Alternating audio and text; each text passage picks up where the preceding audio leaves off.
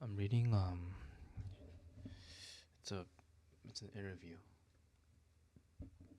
Um Jesus. It's about um it's about pianists. And just just interviews of pianists.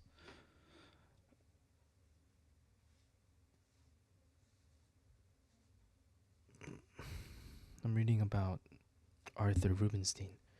I think I talked about this yesterday. Or no, actually I don't think I did. I made a video but then something happened so I had to cut it short. Um it's about it's about a pianist. Her name is Janina Fialkowska, and she talks about Arthur Rubinstein. Um, and I remember I shared it on the other video that was not uploaded, but I want to read it. I want to read it to you guys because I still remember it's something that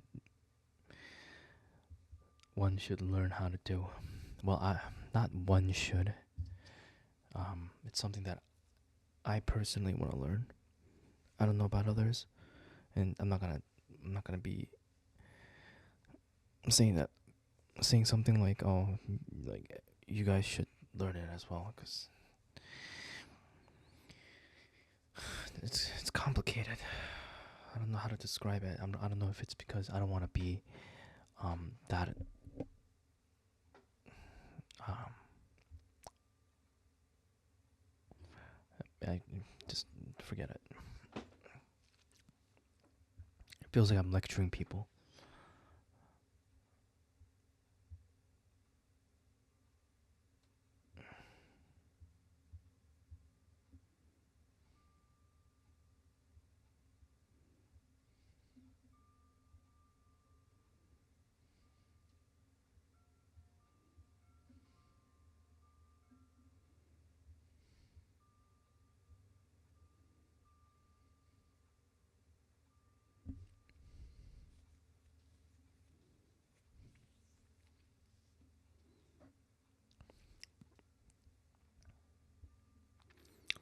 You have to remember that I did not win that competition. I came in third. But if I had come in first, but not had Rubinstein's support, I doubt that I would have enjoyed my present success. Everybody needs help from some quarter. The first source is winning first place, even though today I couldn't tell you who won the first place in the most recent Rubinstein competition. I can tell you the name of the winner in the last Moscow competition because it was so well publicized. There are only about 3 major competitions, the Moscow, the Warsaw Chopin, and the Van Cliburn. I think I can recall the winners of the last 2 Van Cliburn competitions, but what about those who came before? And those from other competitions? So there's no doubt that you must have the base. Then you must have then you have to have help from someone. First though, before all the career machinations comes the gift. Then you have to have the stamina. After that, you have to have the nerve and then the imagination. As we noted at the beginning of our conversation, you also have to give the interviews, right?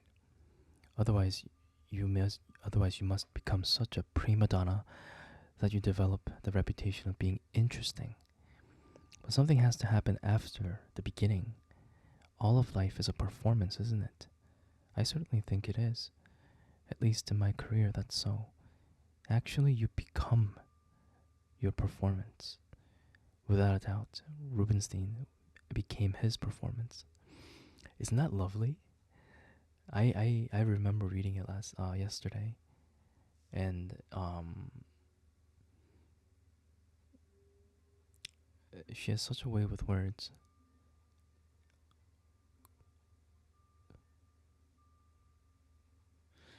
It's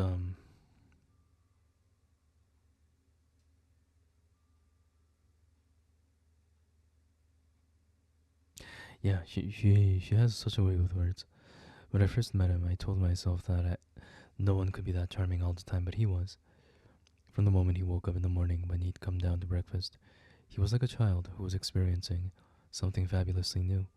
I think that it was a sign of genius, this childlike quality, even at the age of 96, of being amazed at life and of being in a state of wonderment and constant discovery over it. That's what made him such a marvelous man. I remember reading that too. Even in his pain, he never lost that quality. I remember one instance when he was feeling particularly miserable and I was commiserating with him. He said to me, "Don't be sorry, I'm enjoying being miserable. It's a great experience." He really was an unbelievable man. His joie de vivre never diminished even when he was told he would never see again. I would be. Wow. Wow.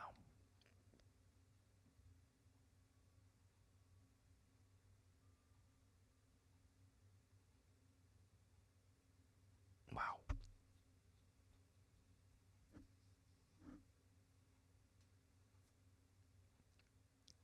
I say this a lot. I talk about how um, as you age, as you age, you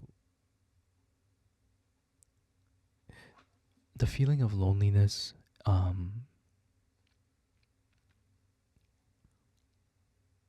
it's like an opposite side because when you're a teenager, right, when you are a child, if you experience something happy, it you literally remember it for the rest of your life. Even in, when you're in your early 10, I mean, excuse me, early 20s and late 10s, when you're in college, if you have fun, those are the memories that you will carry with for the rest of your life, just because you remember how happy you were, right? At least,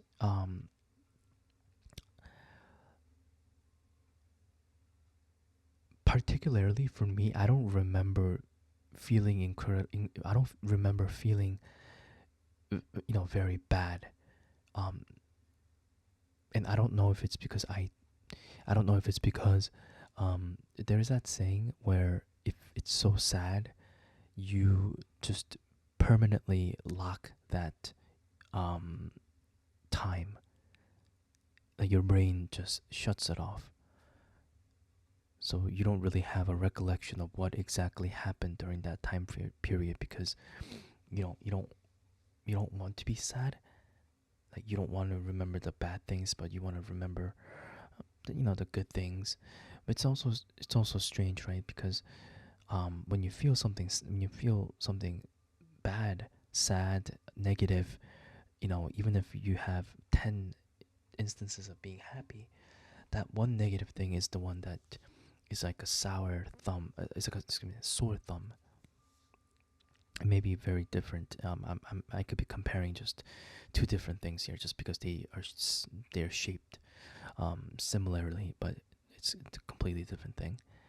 Like, um,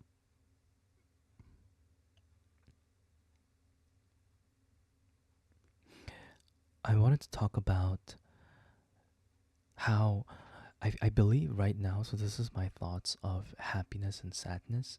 I think happiness is the greatest when you are in earlier years. Um, if you give when you're a kid, because you're so curious about the world, you're discovering the world, how everything works. Um, when you're a kid, that level of happiness, the pleasure, happiness, the good feelings are much more saturated than negative feelings. It's strange because I don't know if it's just my personality is changing, but I feel like when you were in your teenage years or in your earlier when you were a kid, yeah, kid teenage years, when you were a student, college student, if you were to get into a fight with your friend, an argument, you guys kind of made it up. You guys kind of made up, and it wouldn't be any. You guys wouldn't have any issues with making, you know, making up and laughing it off and like, hey, we were both stupid, um, you know, and the next day you guys are playing video games again and stuff like that. But it's a very complicated thing nowadays. I don't I don't know if it's because I'm an adult, I'm a fully grown adult now, or if it's because social media has just made um, meeting someone or seeing someone new so widely accessible. So it has actually decreased the value of meeting someone else, if that even kind of makes sense. So the overall value of a different person has been unconsciously been going down, is what I'm trying to say. It's a very unfounded, um, just random brain fart idea. But getting back to my main point of as to why I even started talking in the first place was, I feel like in your teenage years, your child teenage years, and your early adulthood, you memorize. Happiness is at its peak around that time, and sadness is the peak of sadness is when you get older, when you are in your 30s and when you're in your 40s and 50s. So the tolerance, I think, for sadness kind of goes down. So you start to feel a lot more about devastation, ruins, loneliness, um, and happiness.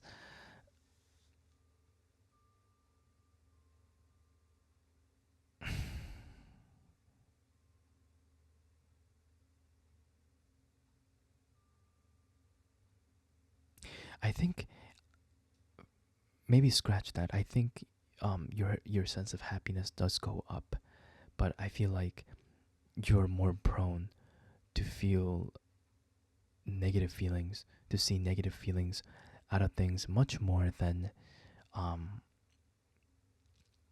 much more than happiness. Because as you grow older, you know the reality, the things that the real things that made up your world start disappearing. Let's say you have a family, you have your parents, you may your pet, your pet. It's not gonna live forever, right? It's not gonna live for as long as you. So your pet, once your pet dies, that's your pet's gonna die, your parents are gonna pass away. It's and as time goes on, you don't know if you're going to pass. You don't know if your friends, you may hear devastating news about a friend who committed suicide, who died of illnesses. It all starts kind of coming to you, that sense of realization that um, the connections and the bridges that you had are slowly just disappearing. They are not repairable. If someone passes away, they don't exist anymore. It's very and that's when I feel like the sense of loneliness kind of comes in. Um, you know, I I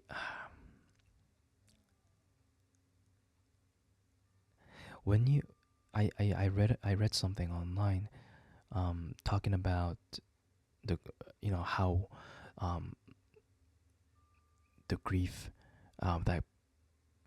that enters your house once you lose your parent.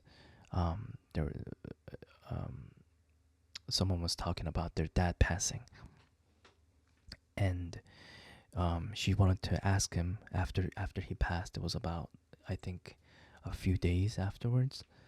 Um, but she remembered she was doing some housework that required her dad's help and her dad's knowledge, and without recognizing, that without the fact that her dad passed away, she dialed his number on the house phones. So, not the smartphones, but like the house phone. If you guys remember, And when she was in the midst of her dialing, she remembered that her dad passed away, and that suddenly hit her. And she was, she was there. She was on the phone for a while. Just, um, yeah. I can't imagine how, you know, we can't imagine the, just at least, excuse me, not we, because I haven't personally experienced it. I can't imagine the devastation, the emptiness of how she felt. And I'm scared, to be honest with you. Like I know I'm gonna feel something like that one day, and I don't know if I'm gonna be in a good place or in a bad place. Um, it's a terrifying thing, and I'm only realizing this now because I never really grew up. Um, because I was so consumed with hate when I was younger. I was just I was not a good person, and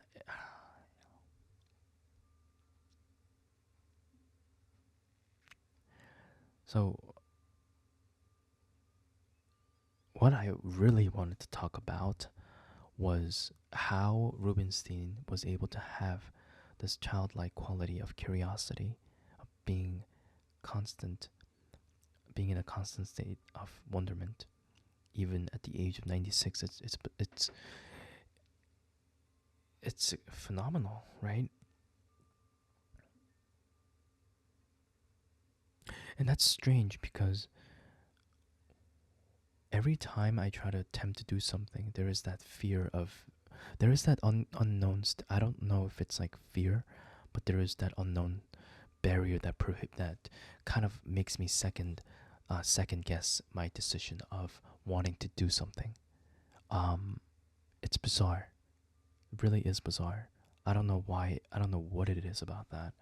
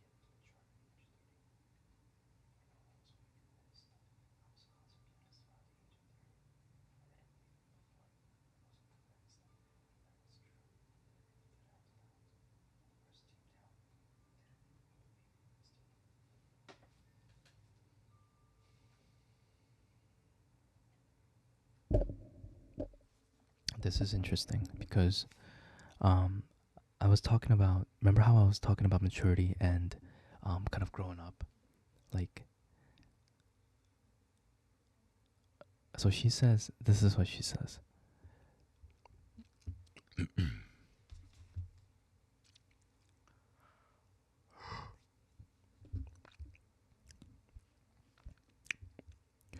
I don't think this happened a long time ago when Rubenstein was growing up, because in those days manners and refinement had more meaning, but also people were given much more time to mature than they are given today.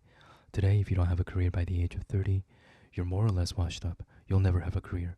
Yet it seems that most of us just begin to mature at age 30. I know I was only convinced I was a concert pianist around the age of 30. I didn't believe it before. I wasn't convinced that it was true. Excuse me. I wasn't convinced that it was true, that I really did have the talent. At first, deep down, I didn't even believe Rubinstein. However, somewhere along the line, I did believe him. I did believe that I should try to make a go of it, but I was 30 before I had any confidence at all in my ability.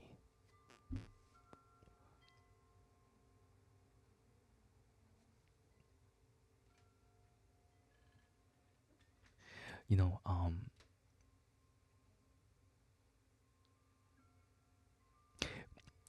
it's about making connections with someone else, right?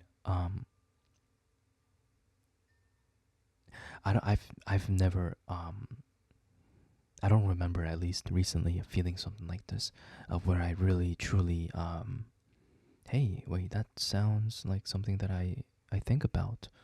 Maybe we think similarly, you know? But sensing that connection, maybe it's because it's my first time experiencing. I don't know. I don't know how to feel about it exactly.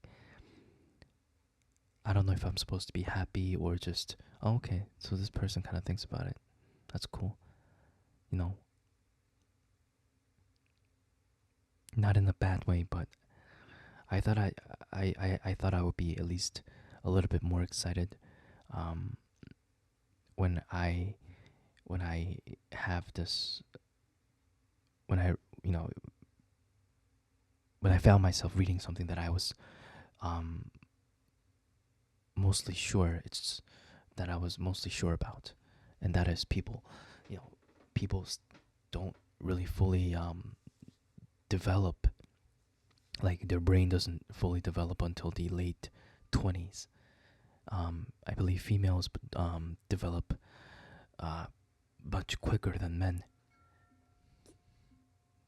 You know, and men, their brain develops.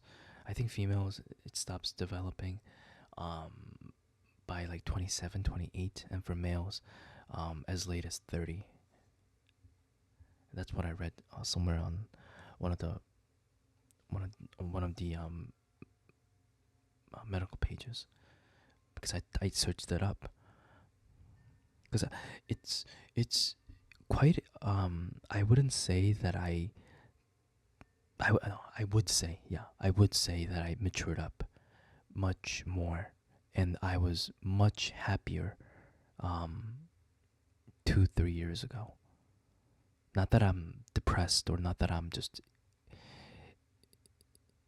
you know, like greatly miserable at the moment. um Otherwise, you know, if I really were, I don't know if I would be even uploading videos in the first place. But I remember being you know, much more.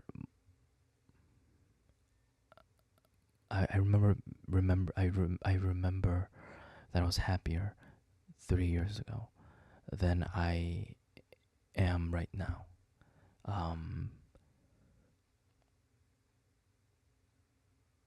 and I with you know with connecting to maturity. Um, I remember you know, I don't think the me back then knew a lot about all this. Knew a lot about attempting to understand what someone else, some other human being, you know, is thinking and is feeling about. I don't think I had the capacity to really try to put myself in their position. And now I have some sort of understanding on how to do it. And it's very scary. It's very scary. It's very frightening. It's very embarrassing, that I, went about my life for that long without having the ability to really understand what kind of hell that some people are going through.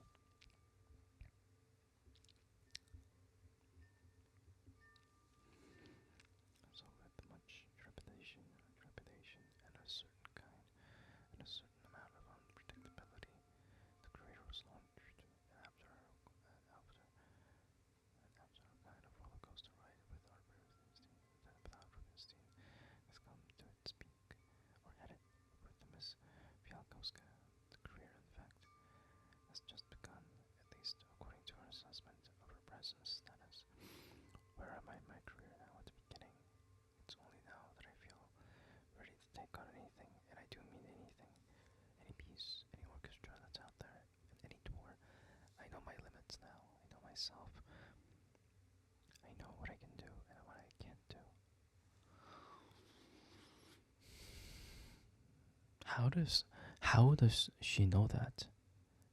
I know myself. I know what I can do and what I can't do. How does she know how does she know that how does she know things that she cannot do?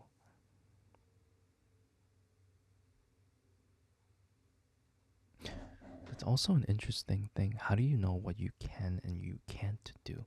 Like physically, obviously, I can't make it to the NBA right now, right? At this age, and it's just I'm not, I don't have the height advantage, to verse these um very talented players. Like something like that. I think that's the thing that I'm understanding right now. Like I can't do that, or I can't. Um, is she talking about that? Maybe she can't do 10 concerts a day, something like that on the line, or I don't know. But I don't think it's as simple as that. It has to be something deeper. I'm very curious too. Maybe she explains it later. I don't know what she means by what she knows that what she can do and what she can't do. It has taken me all this time to learn it, and there's plenty left for me to learn. But now I'm ready to enjoy my career, and to me that's the very beginning. Yes, now all of this occurred in the last 3 or 4 years, because despite all those wonderful moments with Rubinstein, during my 20s I was miserable with my career, or at least most of the time I was. I simply didn't know what I was doing. And what is more obvious is that I didn't realize that I didn't know what I was doing. I didn't realize that I didn't know what I was doing. All I can say is that the whole thing is just hard. It is very hard. It's competitive. Most people aren't even nice. It's fierce. The whole thing about competition is that it is simply fierce. And the iniquities one suffers are numerous and painful. Iniquity and the iniquities one suffers are numerous and painful. Unfair behavior. I was made to feel that there was no place for me, no room at the inn. I felt like the proverbial fish out of water, an alien to the whole concert world. At least as long as he was around, and I was under his wing, everything was okay. But the minute I stepped out from under that wing, it was all I'm lost again. Now, however, I know, I'm aware, and I'm battle tough. I'm not about to let them take it away from me. Yet I also have developed another frame of mind, and I'm quite sincere in this. If something should happen to me, and I wouldn't be able to play again because of some injury or illness, I could cope with that. So okay, I'll do something else. Of course I'd be very upset, but I know I'd find something else, and then, and it wouldn't necessarily be law either. The main thing for me to remember is that I've had a go at it, and so far it's worked out, and as long as I'm healthy. Everybody better be wary of me, because if anyone thinks he or she is going to snatch my career away from me, they have another thought coming.